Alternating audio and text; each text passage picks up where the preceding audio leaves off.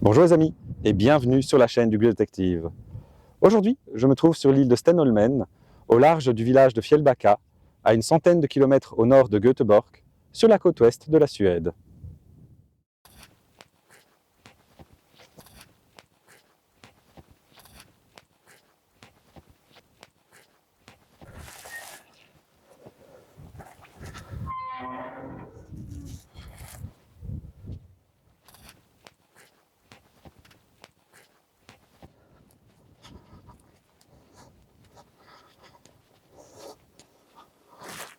La tombe qui nous intéresse aujourd'hui est celle de Johan Kinau, mieux connu sous le nom de Gorch Fock.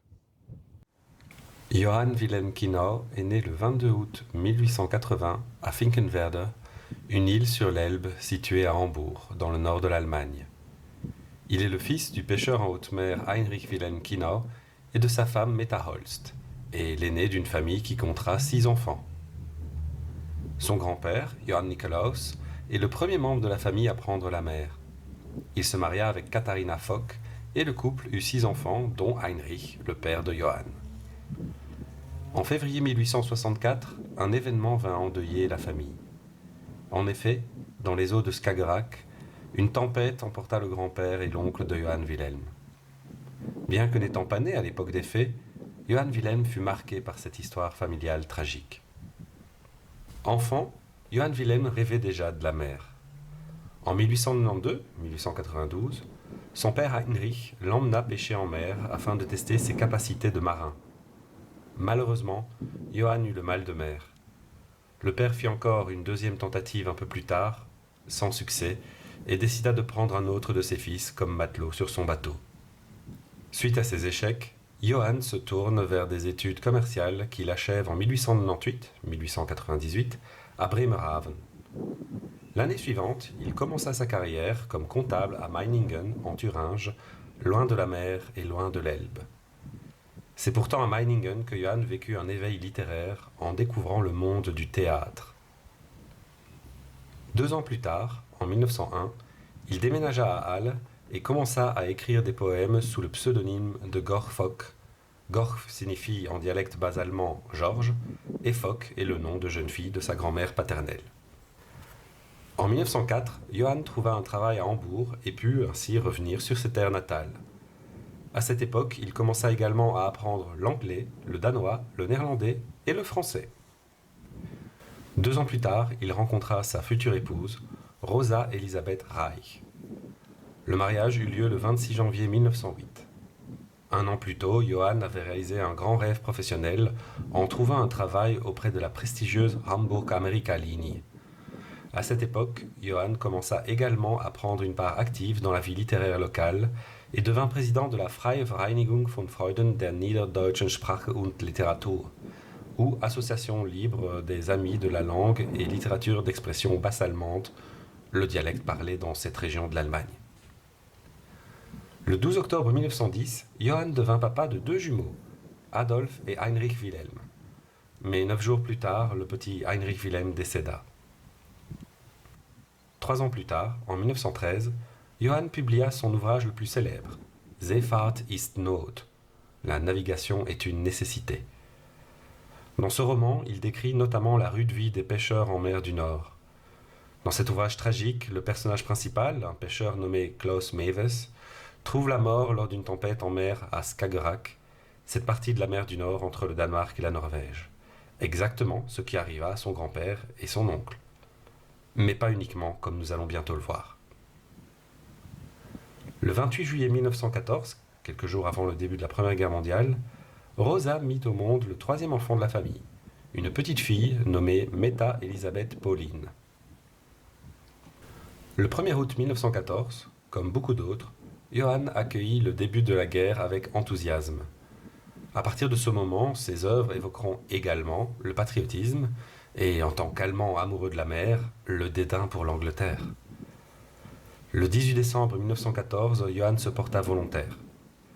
Le 28 mars 1915, il fut appelé aux armes et rejoignit le 1er régiment d'infanterie hanséatique ou 75e, 75e régiment d'infanterie de Brême. En juillet 1915, il fut envoyé au sein du 207e régiment d'infanterie de réserve du Brandebourg. Ce régiment fut alors envoyé sur le front russe, avant de finalement être redéployé en Slovénie et en Serbie à partir de septembre de la même année. Bien que positionné en première ligne, Johann ne fut jamais blessé. Début 1916, c'est à Verdun qu'on le retrouve, mais Johann avait d'ores et déjà fait part de son envie de rejoindre la marine. Son statut de presque célébrité lui permit de se voir accorder son souhait. Ainsi, le 25 mars 1916, Johann put rejoindre dans le port de Wilhelmshaven le croiseur SMS Wiesbaden. À Wilhelmshaven, il croisa le chemin de son frère Rudolf, lui aussi marin, mais sur le croiseur auxiliaire SMS Wolf. Le 31 mai 1916, la flotte allemande largua les amarres. Son but ? Attaquer la flotte britannique par surprise. Le Wiesbaden quitta Wilhelmshaven. À son bord, Johann s'installa comme guetteur dans le Nidpi. Dans son journal intime, il écrit « Seeblau-grün, es geht nach Norwegen auf, Kaperkrieg. Nichts zu sehen als unsere Kriegsfahrzeuge. Heben bedeckt, teilweise Regen, Sonnenflecken auf den Seen, leichter Schaum. Nach Helgoland West, dann Nord, kein Land wieder, 165 Meter. La mer d'un vert bleuté, ça part vers la Norvège, guerre de pirates. Rien à voir en dehors de nos propres vaisseaux de guerre. Cieux couverts, partiellement pluvieux. Quelques taches de soleil sur les mers, une légère écume. Après Helgoland ouest, ensuite nord. Aucune terre à l'horizon. 165 mètres. La Royal Navy avait capté, sans pouvoir le décoder, le message secret des Allemands qui donnait aux bateaux allemands l'ordre du départ. Ayant compris que quelque chose d'important allait se dérouler, la flotte britannique appareilla. Là, à Skagerrak, le vapeur NJ Fjord, battant pavillon danois, un pays neutre, naviguait insouciant. Il croisa les premiers navires allemands qui lui demandèrent de stopper ses machines, ce qui libéra un amas de fumée. Ce panache de fumée fut remarqué au loin par les navires de la Royal Navy. Un détachement de navires anglais fut envoyé afin d'investiguer sur l'origine de la fumée. La flotte anglaise découvrit ainsi la flotte allemande et inversement. La bataille navale qui s'ensuivit porte le nom de bataille de Skagerrak ou bataille du Jutland. Son issue est incertaine, les deux ennemis réclamant chacun la victoire. Ce 31 mai 1916, en fin d'après-midi, le Wiesbaden fut touché par des tirs provenant du HMS Indomitable, du HMS Inflexible et du HMS Invincible. Vers 18h, une avarie des machines stoppa la progression du Wiesbaden. Désormais immobile, le Wiesbaden devint une proie facile. Un quatrième navire britannique, le HMS Defence, s'en approcha afin de lui porter un coup fatal. S'étant ainsi trop éloigné du reste de la flotte, le Defence fut pris sous le feu des Allemands. Le SMS Lutzow lui donna le coup de grâce en touchant sa réserve de munitions. À bord du HMS Defence se trouvait l'amiral Sir Robert Arbuthnot, amateur de boxe ayant combattu George Bradford lors d'un combat de boxe, comme indiqué dans ma vidéo sur George Bradford. Pour en revenir au SMS Wiesbaden, ce navire eut un destin tragique. Les rapports britanniques indiquent qu'il sombra dans la nuit, vers 2h45 du matin. 589 marins perdirent la vie.